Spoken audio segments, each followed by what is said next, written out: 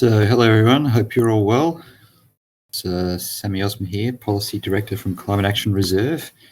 Oops, and it looks like my camera is frozen, but that's a picture of me there. Hopefully you can all hear me at least. Well, it's frozen my end. All right, everybody's nodding, so that's good.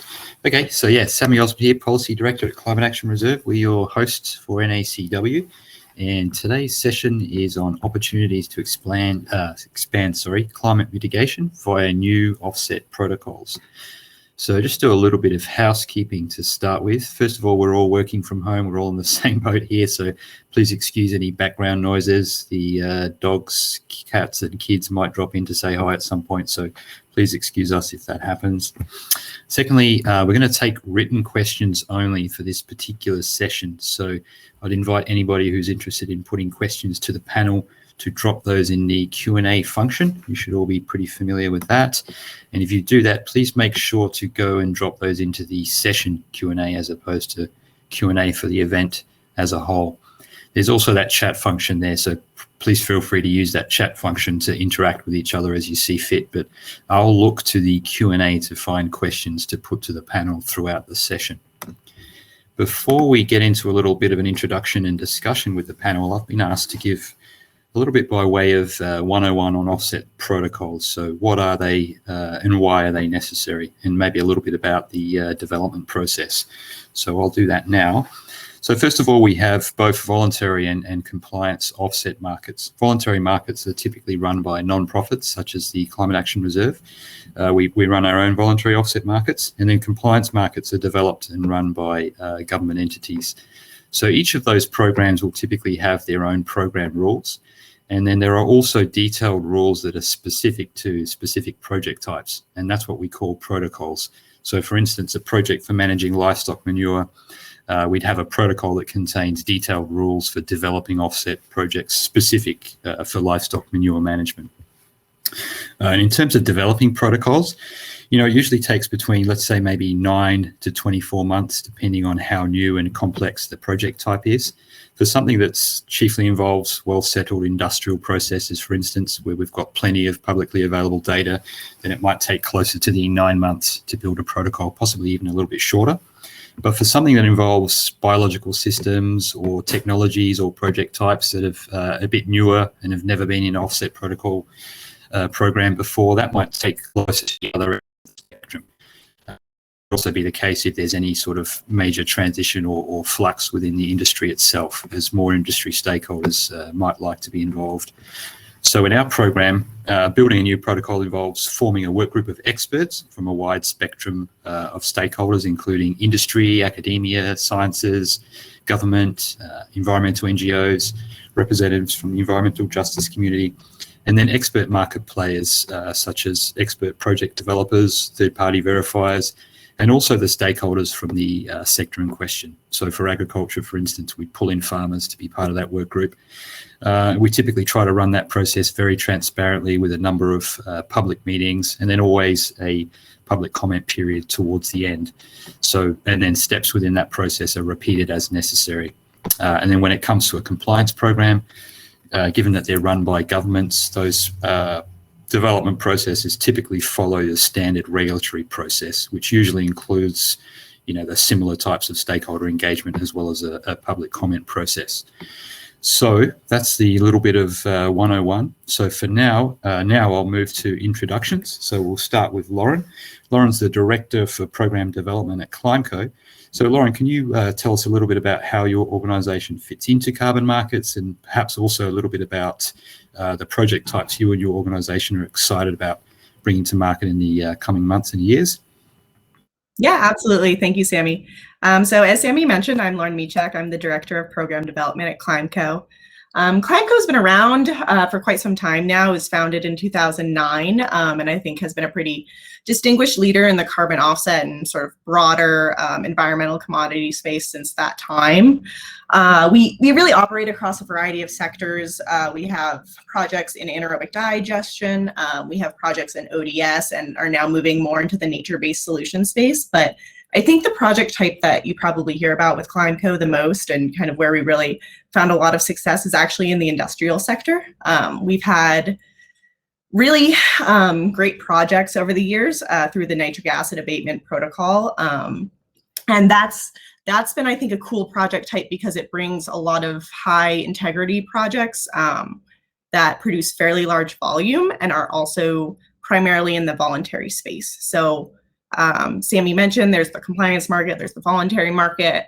We've seen a lot of people move through both. We've participated through both, but I think where we really feel that we found our niche is in the voluntary space. As far as methodology development goes, again, ClimeCo has been involved, gosh, since the CCX. I think I was doing a little poll on what we've done at our company, and one of my colleagues asked if that was ancient history, but I think it's actually pretty impressive. Most recently, we've done a few efforts, including helping shepherd through the adipic acid production protocol that was finalized with the Climate Action Reserve just near the end of last year, and that was a really fun effort. We have a few others in the works right now that I can't mention, but suffice to say, I think they're very exciting. I'm excited for them. And as far as things that we're excited to see come to market, again, we're happy that the adipic acid production protocol went through, and we're looking forward to producing credits there. I'm really excited to see new sectors get involved in the carbon offset space. I think we've had a lot of movement around technology, ability to model out different opportunities, and really be inclusive of areas that I think haven't really shown up in the carbon offset space in the past. And whether that be blue carbon, whether that be some kind of more tech-based or industrial projects, I think they're all going to be really exciting. We all have our secrets. We'll try and tease those out during the rest of the session, but thank you. That was a really useful introduction. I'd like to turn it over now to Judy Meltzer. So Judy's the Director General of Carbon Markets Office within Environment and Climate Change Canada.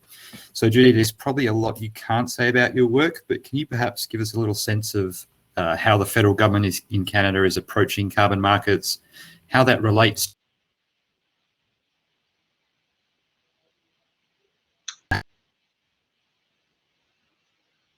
So Sami, I think either you or I got a little bit cut off there.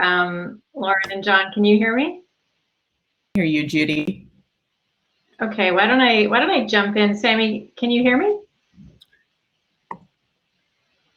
All right, so it's nice to be here. I know that Sami was going to suggest I talk a little bit about the the Canadian federal government approach to carbon markets and our federal offset system that we're developing. And I think had also asked me just to speak a little bit to what are some of the protocols that we're considering developing first, and also just how we're looking at sort of the intersection with some of the existing provincial initiatives. So as Sami said, I'm Director General of the Carbon Markets Bureau at Environment and Climate Change Canada, which is the federal Department of Environment, and we're responsible for carbon pricing at the federal level in Canada, and also we are really excited to be developing the first federal GHG offset system. So we're in the thick of the development process. We've just recently published draft regulations for the system in March, and we're in the midst of a formal consultation process ongoing till early May 5th, and we're targeting finalizing the regulations in the system later this fall. So just a little bit of context on the federal system. So the impetus to create a federal offset system in Canada is really initially to provide a compliance option for industrial facilities that are regulated under the federal emissions trading system, the output-based pricing system, which is in place in various provinces and territories in Canada. So it is, as Sami said, it's an example of a regulations-based system. So the credits will be used for compliance purposes, and so environmental integrity is of course key, because these credits can be used in lieu of an in-house reduction, for example, made by a regulated industry, or a compensation payment at the carbon price. So we really are heavily emphasizing that. So what that means, of course, is that we need to ensure that the protocols are really robust. We need to make sure that all the reductions or removals that are credited are additional, that they're unique, verifiable, permanent. And so what it also means is that we focus typically, or expect to focus typically, on kind of the proven project types. So it's sort of less of a space for experimentation in that regard. What I should note is that although the original impetus to create the system is to provide this compliance option for regulated industries, there are no limits on who will be able to purchase federal offset credits. So we expect the demand for these credits to come from a few different sources, ranging from corporate commitments to meet net zero targets or reduction goals, other greening government initiatives. So we think there may be a wide range of sources of demand for these credits. Just in terms of how we're approaching it, I guess I'd note a few things. So one is that there was some kind of, I think, important work done over the past few years jointly with federal and subnational, like provincial and territorial partners. We collectively developed a joint framework for GHG offsets, and this was published by the Canadian Council of Ministers of the Environment in 2019. And this basically provides some guidance to all jurisdictions who are either implementing systems or developing them. And it focuses, of course, on the environmental integrity piece, but also trying to promote consistency across requirements. And in some senses, this lays the groundwork to enable potential fungibility or linkage over time. So that's one important sort of source that kind of underpins our approach. And we've also been developing our system on some key principles. So beyond the environmental integrity piece, this includes the requirement that the reductions under the federal GHG offset system do need to occur in Canada. That these need to be, of course, in complement to existing climate policies. So, for example, it needs to, incent reductions and removals in activities that are not covered by carbon pricing. We also do know that it needs to be administratively as simple and sort of minimize the burden of costs on participants in the system. So that's an important principle that we're working to operationalize. And of course, we're going to build on the experience from existing systems in Canada and other jurisdictions. So really happy to be part of this panel for that alone. Just very briefly, before I turn it back to you, Sami, so just I know you wanted me to speak just briefly to sort of the interaction with other systems that are in place in Canada. So I think folks know that have been longstanding provincial offset systems in British Columbia, Alberta, and Quebec. And I would just note two things in terms of the relationship. So of course, those are independent offset systems. They're distinct from the federal one that we're developing. They choose which activities to incent and which protocols to develop. We want to ensure that the federal system is complementary to these initiatives and not duplicative. So one of the things that we've proposed in our design is to ensure that although our system will be national in scope, a federal offset protocol would not necessarily apply in a jurisdiction, so in a province that has an offset system and a published protocol for the same project type. So that's just an example of sort of the ways in which we're working to ensure that what we're developing is complementary to what's out there. And I guess the other thing I'd note on this front is that we've also enabled a little bit of fungibility with the federal emissions trading system. So we actually recognize some provincial offset credits can be used for compliance by federally regulated industries. And so we've got some eligibility and requirements that these need to meet, but we also are enabling that type of fungibility, of course, contingent on really good information sharing and mitigating risks of double counting and that kind of thing. So again, happy to speak to that in a bit more detail. But maybe the focus, I'll just end my comments on talking a little bit about which protocols we're going to develop first. So we are going to develop protocols for a range of project types, and this will be done on an ongoing basis. But we have recently confirmed the first 4 that we'd like to roll out with. One is advanced refrigeration. A second is improved forest management. A third one is landfill methane management. And a fourth one is enhanced soil organic carbon. So we're going to be initiating the protocol development process soon, so stay tuned. We'll be able to provide more detail on that, and we're going to do it with extensive consultation of experts external to government, as well as with Indigenous partners as well.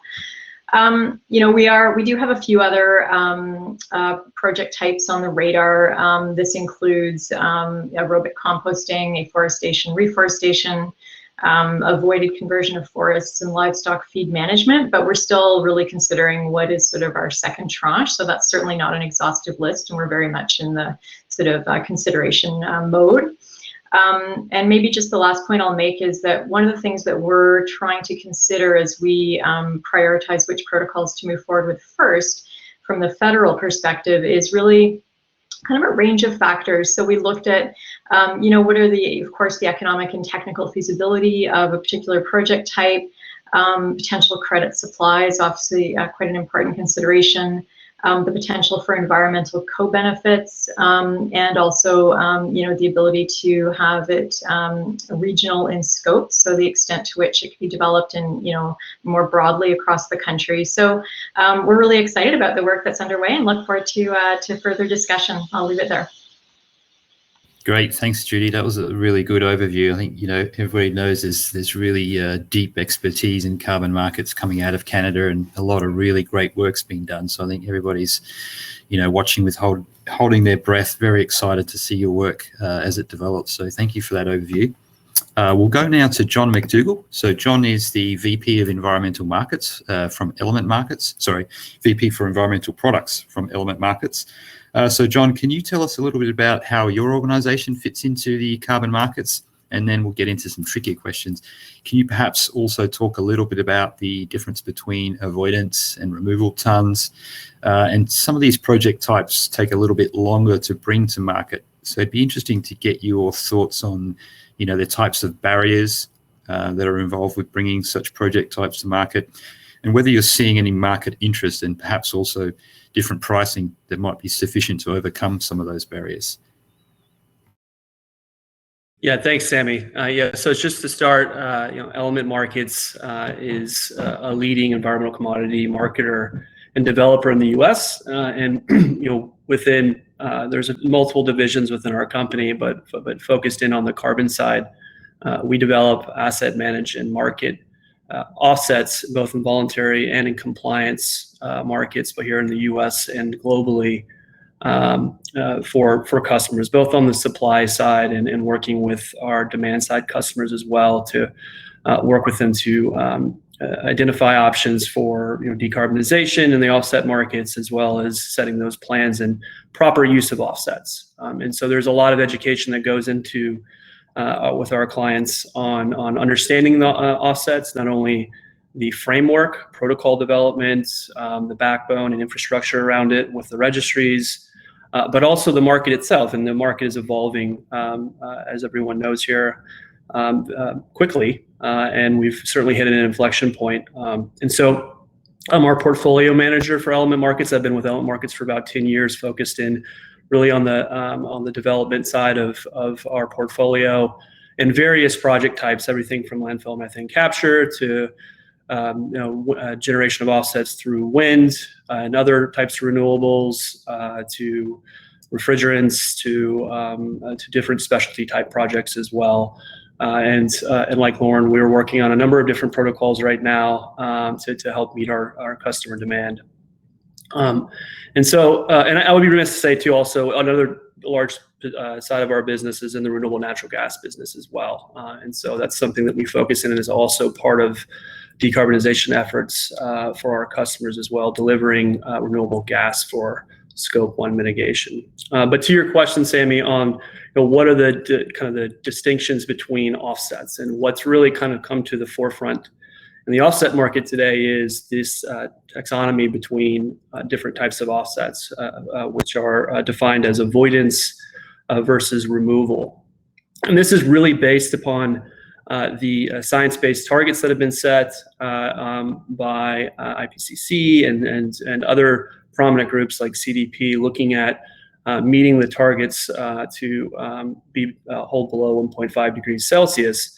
And as you kind of look at that through the lens of offsets, right, and how are offsets generated, there's really two types of way offsets are generated from a very high level. Is that there are emission reductions or avoidance of emissions of greenhouse gases, and then there are ways of sequestration or removal.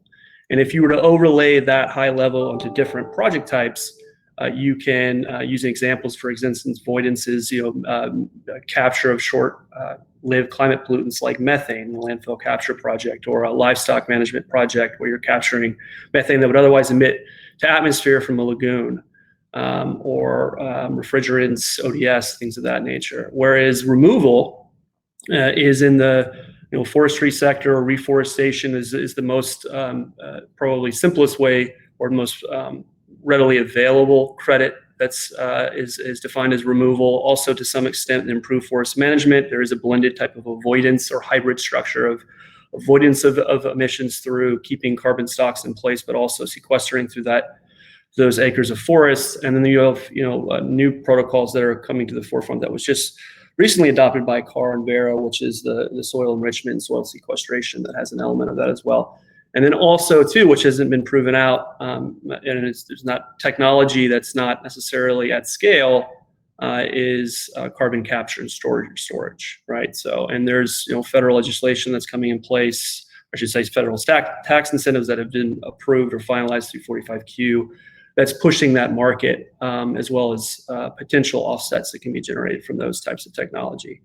And it's important to understand that's why do we care, right? A ton is a ton, what some would say, and that's certainly the case as we decarbonize. But there is been discussions around defining the difference of removal ton is going to be needed farther down the line to meet the goals to offset the timing of which that we're decarbonizing. And so that's the thought process of the different stakeholders and science behind this, that there needs to be a sequestration of non-anthropogenic emissions to meet these goals. And so from an offset standpoint, that's starting to create a distinction and potentially a pricing spread through just that parameter. There's already a pricing spread between forestry and other types of projects, but also within that parameter, that's creating this kind of premium type product. And so more to come on that. It's very, very much in its nascent phase. Thank you, John. I really appreciate that. We had John give us thoughts about demand for new project types, and a little bit about some of those barriers. Maybe going back to the other speakers, or John, you can feel free to jump in again as well if you like. Do you folks think a strong price signal alone is enough to bring these new project types to market? And what about other barriers such as sufficient data and project scale? Do each or any of you want to talk to us about your experiences with such barriers and maybe offer some insights into ways we can efficiently overcome them? If I may, I think I didn't really address the barrier side, so I'll just jump in quickly and let the other speakers talk to that. But there is, with any protocol or any project, there is a process that Sami, that you alluded to, of if a protocol doesn't exist, there's typically anywhere between a 12-month to 18-month lead time to develop a protocol, and then to put your project activity in place, and then to economically pencil that out based on market pricing and offtake of credits. And the different types of projects, everything from nature-based solutions to methane avoidance to different sectors where you can generate offsets, you're looking at it just like any kind of project outlay, right? Is what is your carbon offset yield? What can you produce per year? And what do you expect on the kind of the gross pricing and revenue on that? And so from a commercial standpoint, there are barriers to certain types of projects because credit yield can vary from one project to the other, or cost to develop, the marginal cost to develop a project can vary from one to the other. And that's why you see pricing spreads. The protocol development process, it's rigorous for a reason, and it needs to lend credibility to the offsets. But with that, there is, just like in any kind of business or any kind of market-based system, you're looking at ways to make this commercially viable. And some projects are more expensive and do not yield as much volume as, say, other projects. And so for nature-based solutions or the removal tons, historically reforestation has had very little adoption because the yield for which credits are generated is very back-ended, right? So you have a sapling that you plant, or seeds that you plant, and it grows in an S curve, right? So you have very little sequestration at first, and then year 7 and 8, it increases more significantly, and then as the tree matures, it starts to even out. But that's that can be 10 years before you see any significant volume there. And so with pricing that what was depressed really for the first part of the last decade, those projects didn't pencil out, whereas say maybe a methane avoidance project or an into abatement project did. But that's starting to change. So just as pricing changes, so does different projects that will become viable. So. Mm-hmm. Yeah, and to riff off that a little bit, I think another consideration as we look at different offset protocol opportunities, it also has to do with kind of what the scale of the opportunity is as a whole. So, it's not uncommon that we might find one project of that type that would be a real slam dunk when it comes to value, but I don't want one project. I want, 20 projects. I want 100 projects being done by everyone else, especially given, as Sami, you alluded to, the sort of long-term nature and frankly, investment of time associated with this offset protocol development. It's pretty significant as far as personnel, as far as expertise, and we're probably around 3 years out before you actually see something marketable. So for an investment on that time scale, you need kind of some promise of significant scale, whether that means you have a champion in the market that can bring multiple projects, or the demand is just so overwhelming that you kind of have confidence in that if you build it, they will come scenario, which we've seen in the past doesn't always happen. So sort of buy-in from the market as a whole, not just by one person, but by a whole contingent of people. Maybe just to chime in on that, and just sort of from the governmental side, and just talking about the importance of some certainty. One thing that we'd heard loud and clear, so just for context, so we're so there's carbon pricing in place across Canada since 2019, and some places for much longer than that. But nationally, or at the federal level in all jurisdictions since 2019. And initially, we'd mapped out, basically the way it works in Canada is that the federal government sets some minimum national standards for carbon pricing systems, including a minimum price that all direct pricing systems have to meet. And it's currently at $40 a ton and going to $50 Canadian, I should say, a ton next year. And recently, this past December, the federal government proposed a price trajectory out to 2030. So going up by $15 Canadian a year out to 170 in 2030. And that kind of longer term certainty, so shifting from like a 4-year price trajectory out to a much longer one, we know that that's important, both for our regulated industries under the pricing system, but also, of course, in the context of incentives for offsets. And we've heard that. And of course, I think as Jonathan was noting, what becomes financially viable at $50 a ton may be very different than what becomes viable at 170. And of course, it's not without some uncertainties in the federal government. We proposed that. We expect to be confirming what the path forward is over the coming months, so soon. But we know that multi-year certainty over as long a time frame as possible is going to really be have an impact. We're hoping at least on the a strong incentive, providing some certainty and supply. I guess one question maybe for fellow panelists is, to what extent, based on experience to date, have estimates of supply borne out, and what are some of the maybe surprises in that sense? Because I think that's one area that we're obviously interested in, and seeing what would we expect to generate at what price point. Lauren, do you want to go first? I'm happy to comment, but I'll let you go, John. Okay. So if on supply, I mean, it really, I think, try not to move away too much from the protocol side. But the for the last 2 years, 3 years, we've really seen an inflection point on demand and liquidity in the market, which is exciting. And that's the idea of a market-based system, is to provide that signal not only on liquidity, but price increase, so that you can bring on new supply. Existing supply, it has started to become soaked up, both internationally and domestically. it's great to see that those are moving. And ideally, again, if you're creating a signal, you're using supply and pricing is increasing. It's providing incentive to create more reductions, right?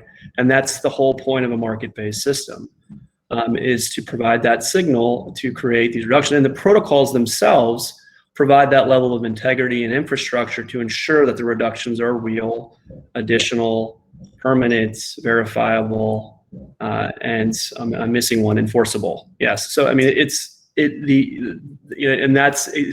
so important to think about it in that way, and to use the system, from a pricing standpoint and signal standpoint to drive more reductions. And we have depletion of supply, certainly, and we're looking to develop more.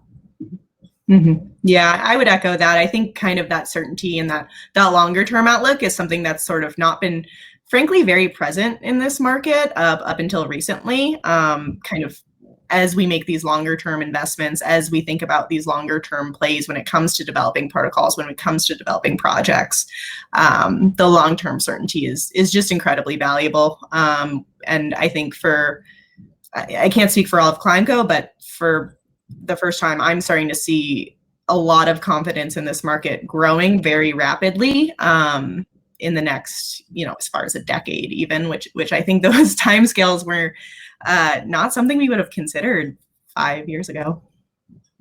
Agreed.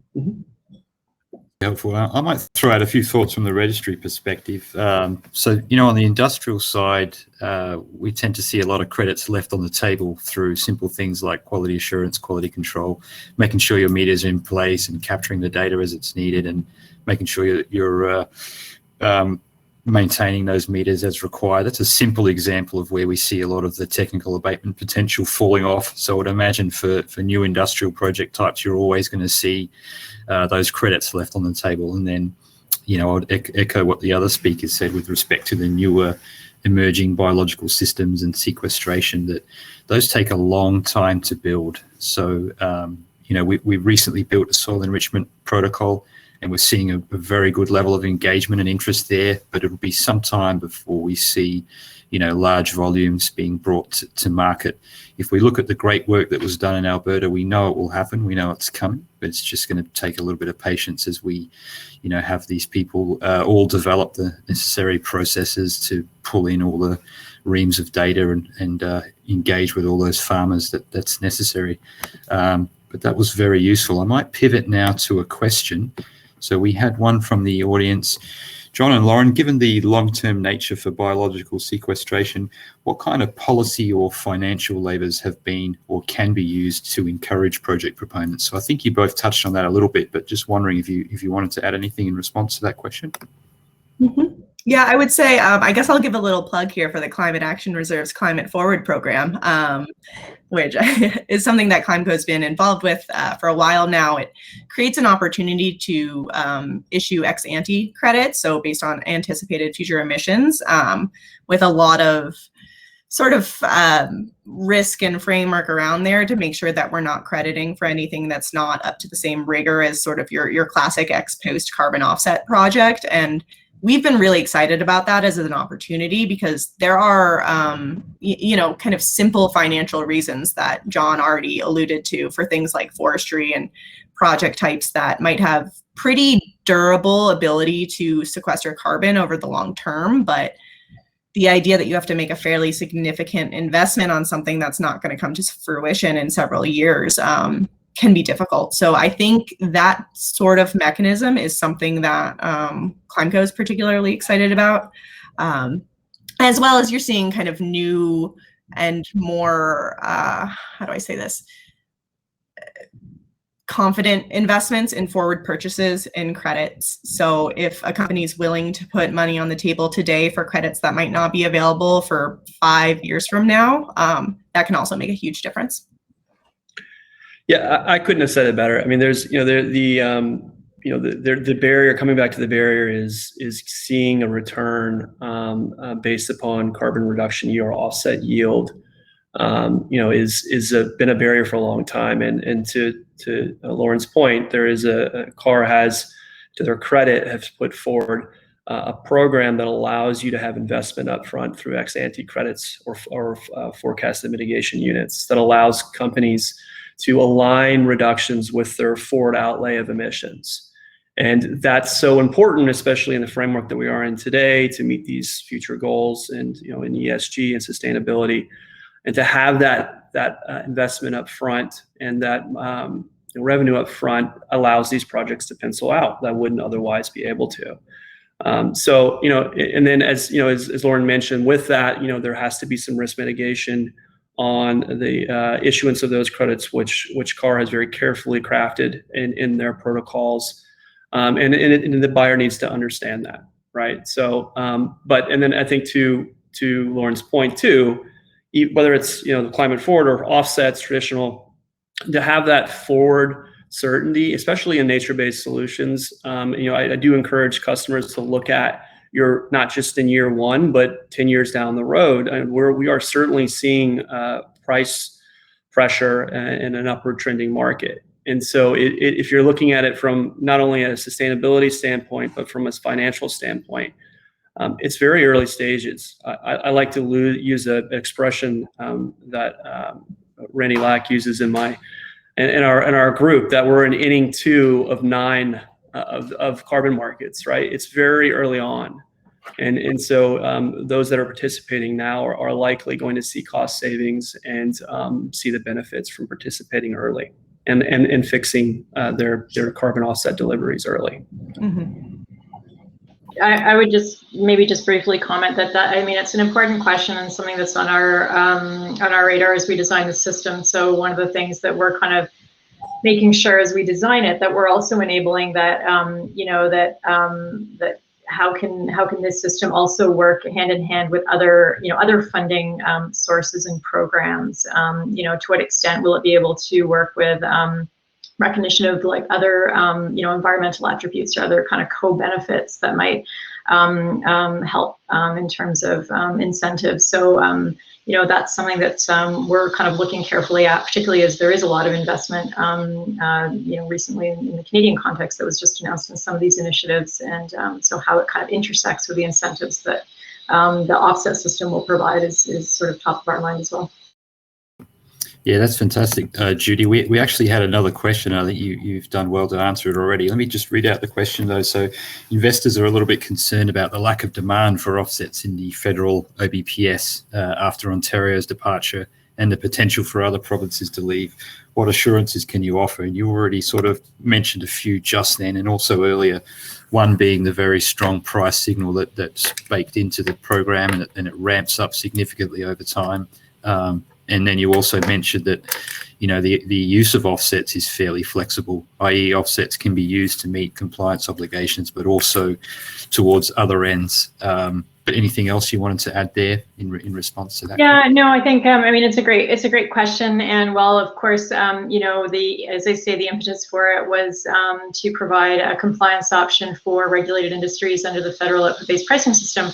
We expect that there is no limit to how the federal offset credits will be able to be used, and we do expect there will be a whole sort of range of other sources of demand. And I mentioned a couple, so whether it's, corporate net zero or, carbon neutral commitments, greening government commitments, not just necessarily at the federal level, but potentially provincial, municipal levels. There's strong commitments in the Canadian context, but also in the context of, some of the conditions around impact assessments of kind of larger resource development projects. So we anticipate that the demand for federal offset credits will extend beyond the actual pricing system.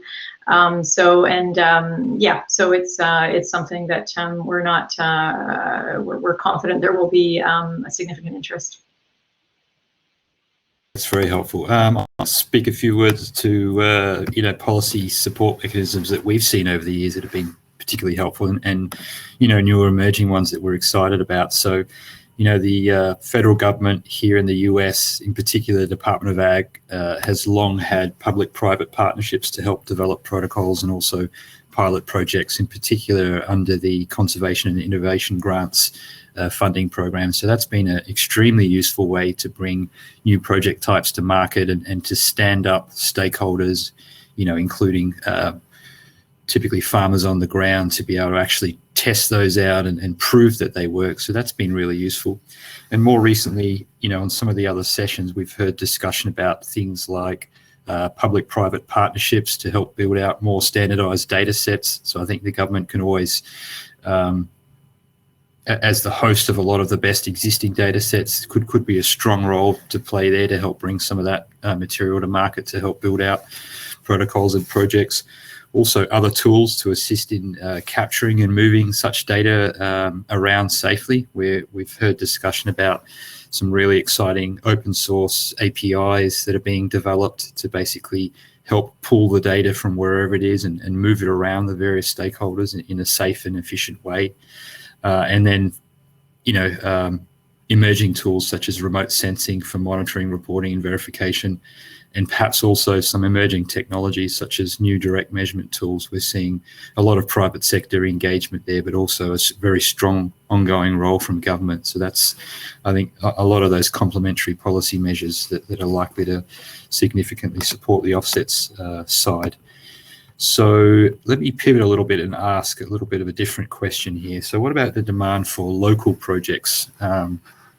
We always see at some level a little bit of parochialism there. What are each of your experiences there with respect to demand for local projects? And do you think that's going to help drive some perhaps more novel or niche project types? No comment. I think I can speak to that a little bit. Yeah, I mean, everyone wants to have a local project. It's great when you can kind of drive the people from the factory out to go plant the trees. And again, I think it's a mixed bag. I think it will incentivize a lot of kind of exciting new project types. I think it will push the market to make sure that they're including areas that haven't been included before. But on the flip side, I sometimes worry that you can get really fantastic projects that have really enormous impacts that are maybe just a little longer than a drive away. And I think companies should continue to balance the importance of these different factors. So, I don't know if that fully answers your question, Sami, but just the idea that it's a balance. And I think I hope we can continue to expand ways that get community involvement. But let's not forget about kind of the whole suite of opportunities we have available. Yeah, and just to add on to that, I mean, we get a lot of requests for location, geographical specification of projects, right? So if I'm in a state and I want to be able to tell a story about a project that's in the same state or local to me, that's part of the calculus in our market. So let me start by saying that's great. And the reason for that is the co-benefits, right? It's not the greenhouse gas reductions. It's all of the economic and social impacts in the story they can tell, which is fantastic. But you can be limited on being able to implement a protocol or generate enough volume. For instance, California is a great example of that. California, all offset projects need to be voluntary in action. And California is already a very highly regulated greenhouse gas state, which is great. And they've done a lot of work and progress to be there. And that's where we should be headed to. But to be able to generate an offset in California, it can be difficult because there aren't a whole lot of opportunities that are still considered voluntary that can scale. Now, that doesn't mean there aren't opportunities. It's just not as simple as readily available to generate an offset as it may be opposed to or Texas or something like that. And remember too that we're all in the same fishbowl here. So a reduction in one area of the world is the same as a reduction elsewhere. And so I think there is a lot of benefits to the benefits outside of the reduction. But I think it's just a matter of measuring that and if we're going to scale too as well, we need to find the lowest hanging fruit and really generate as much reductions as possible. So. Last point, scale knocks it on the head for my personal view. We got a lot of exciting ideas and very excited stakeholders, but it takes a lot of resources, including days of our lives, to build these things. So we need to be judicious and keep in mind that the market really needs to see sufficient scale to make these cost effective, which unfortunately might limit some of the more unique project types. Sorry, accidentally muted myself again. So we've got a couple of audience members asking the same question, and I'll throw it open to the panel. Certainly got some ideas, but how can we expedite and make the protocol development process more efficient? Would anybody want to jump on that one? Sami, I think that might be a question for you, actually. I was going to ask Sami as well. I'll just say very quickly, it is a rigorous process, but there is a balance to it, right? You have to. There are protocols out there that are cost prohibitive, or monitoring requirements that are prohibitive, and we've seen that go through. And so there needs to be a balance for being able to develop something commercially, as well as making a robust and rigorous protocol, and getting that balance is key. So. Yeah. I would agree with that, and it's something that has been raised to us quite a bit, and we're at the beginning of that process. And of course, as Jonathan said, I mean, that the pace can't come at the cost of environmental integrity, but we do know, and there's certainly a desire to have protocols available in the Canadian context under our pricing systems. And so we are looking at ways to try and expedite the protocol development process. So as mentioned, we're sort of trying to take a phased approach. So we are considering, how long will it take to develop these first ones? What is the complexity? While we're going to lead the work at Environment and Climate Change Canada, we're going to absolutely harness external technical expertise. We're in the process of setting up kind of these external technical expert teams, and getting that information and being able to leverage sort of experience to date from protocols that are already in place, both in voluntary and compliance markets, will be really important. And so, we may even look at some other flexibilities. So looking at whether external parties and experts can provide us with some initial sort of documents to help inform our work. So we are cognizant that there's a need to try and be really efficient and expedite where we can, but of course, as Jonathan noted, it won't be, we can't compromise the integrity and kind of the need to have a really robust protocol. Mm-hmm. Yeah, and I think it's a hard one, because you could have a lot of expertise, but just even translating it into the art and science of how it actually fits into a protocol is often a challenge. So I do wonder, as offsets kind of continue to pick up steam, and as expertise on protocol development spreads, there might be ways to be more efficient about it. Just because I think the number of people that have actually written protocols is actually somewhat limited, and expanding that expertise, I think, will be important. But Sami, I want to hear your answer to the question. Yeah, so it's a simple one, simple question, simple answer. So yeah, all great feedback and great ideas. I think we're all in this boat together, in the sense that we want whatever's being built to be as robust as possible. So, we talked about some of these potential public-private partnerships to build out some of the tools or inputs that we need, such as standardized data sets. Availability of data is usually one of the factors that takes up a lot of time to enable us to build defensible baselines and defensible approaches to additionality. So, the availability of standardized data will certainly help. So as more and more of that comes about, that's going to make things more efficient. But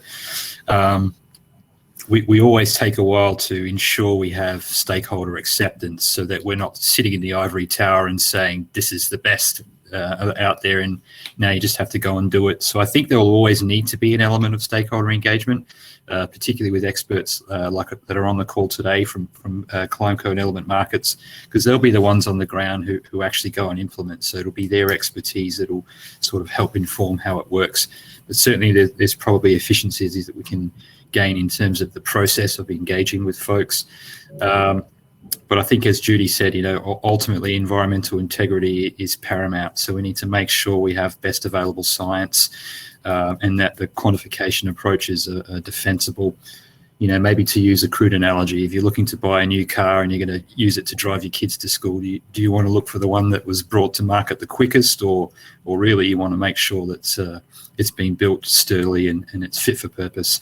But certainly we're committed to continuous improvement, and engaging with stakeholders to see if there's ways that we can create better efficiency in terms of how we build protocols. Let's see. So I think we've touched on this already a couple of times, but what about the emerging needs and demands for carbon neutrality? Are you seeing that play out in each of your spaces in terms of affecting what parties think about offsets and maybe how they might want to use offsets? I think we're starting to see it play out a bit.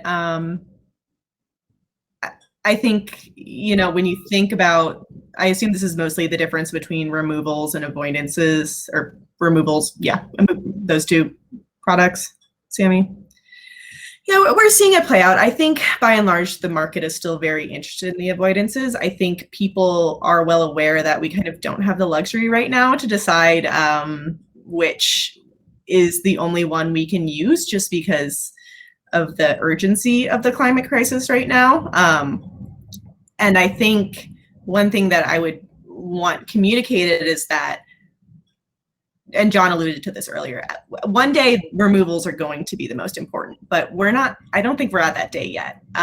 So make sure that we're kind of aligning our incentives in a way that gets us there in the future, while right now really focusing on everything that we can possibly do. And that includes continuing to incentivize the low-hanging fruit that wouldn't have happened without the offsets and are still very important to really drive today. Yeah, I mean, I think that's right. I mean, right now we're in a situation where we need to decarbonize as quickly as possible, right? To meet there, this is a timeline that we need to meet, and if so, for avoidance offsets, we shouldn't diminish the value of those. There's a lot of value there. Removals, just based on, you know, the science of removing CO2 from the air, has a little bit of it's more of an offensive attack than a defensive attack, right? So it is important, and it's going to be, we need to have efforts and investment on both sides. And the great thing about the markets, right, is that you're creating a market-based system and also protocols that measure that ability and have a level of integrity for it, right? And I think it's important too, especially if you have new entrants coming into this market. This is a market, this is a infrastructure that's been in place for many years. I mean, there's been groups, you know, Craig Ebert, president of the Climate Action Reserve, has been in it for 30 years.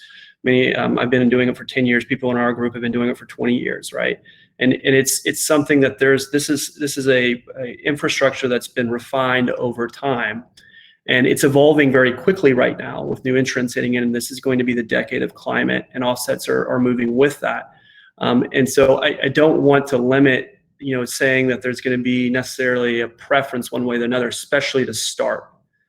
We need to throw everything we have at this and to move as quickly as possible with the highest level of integrity. Yeah, I would echo that. I mean, obviously, you know, offsets are a really key piece of this puzzle, but and in the Canadian context and from the federal lens, we've got a national like net zero 2050 commitments. We've got for us ambitious 2030 newly announced 2030 targets, and we've just recently released sort of a strengthened climate plan in our recent budget. And you know, it's sort of as Jonathan said, it takes a lot of pieces. So this includes, you know, significant investments in decarbonization through like a net zero accelerator fund for industry and for kind of innovation and clean tech.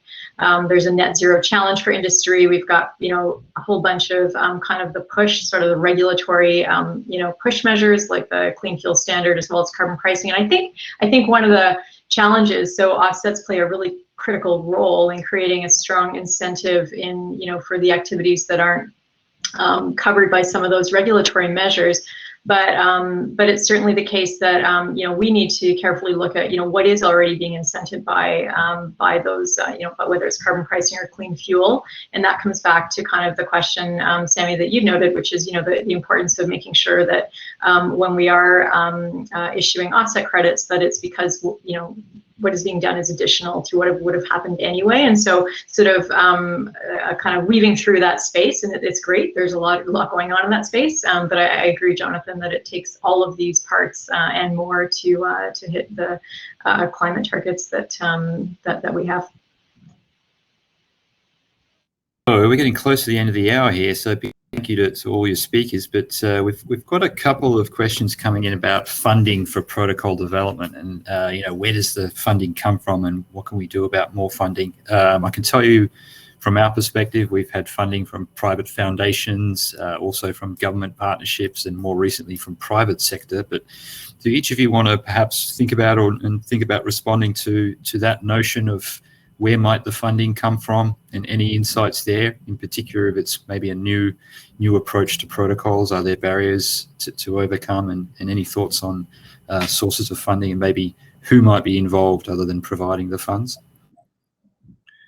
Yeah, I'll jump in really quickly. I mean, I think that you have the opportunity. Obviously, the easiest way is to fund it yourself, and through that you have to see an investment that you think will create a return, right?